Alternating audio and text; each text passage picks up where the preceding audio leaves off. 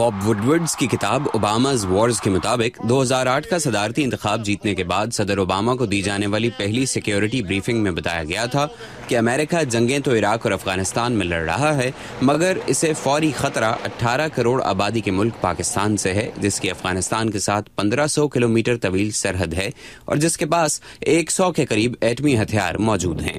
پاکستان اور امریکہ دہشت گردی کے خلاف جنگ کے اہم اتحادی بھی ہیں، مگر بعض امریکی تجزیہ کاروں کے مطابق پاکستان کے سرحدی علاقوں میں موجود مبینہ انتہا پسند تنظیمیں اور وہاں روپوش القاعدہ کے اراکین آج بھی امریکہ پر حملوں کی منصوبہ بندی میں مصروف ہیں۔ اسٹیون ٹانکیل واشنگٹن کی امریکن یونیورسٹی سے وابستہ ہیں۔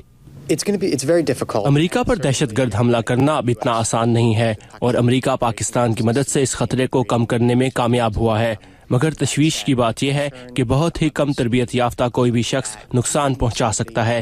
اس کی مثال فیصل شہزاد ہے۔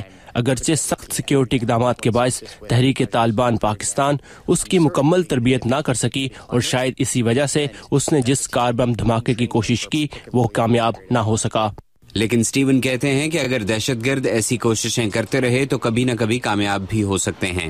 انہیں تشویش یہ ہے کہ جو تنظیم یا فرد ایسا منصوبہ بناتا ہے اس کے ماضی میں پاکستان کے خفیہ اداروں سے تعلقات نہ رہے ہوں۔ اگر ایسا حملہ ہوتا ہے تو امریکہ پر بہت دباؤ ہوگا کہ وہ اس کا جواب دے، اور ایسا کوئی اشارہ کہ حملے کے ذمہ دار پاکستان میں ہے یا ریاستی اداروں میں سے کسی شخص کا حملہ کرنے والوں سے تعلق تھا بہت بڑا مسئلہ پیدا کر سکتا ہے، اور یقیناً یہ دونوں ملکوں کے تعلقات کے لیے خطرناک ہوگا۔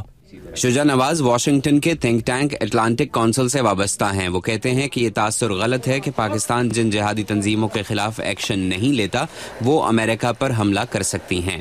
پاکستان کی عسکری قیادت جو ہے وہ کافی عقل مند ہے اور وہ سمجھتے ہیں کہ اس کی کیا رسک ہوگی۔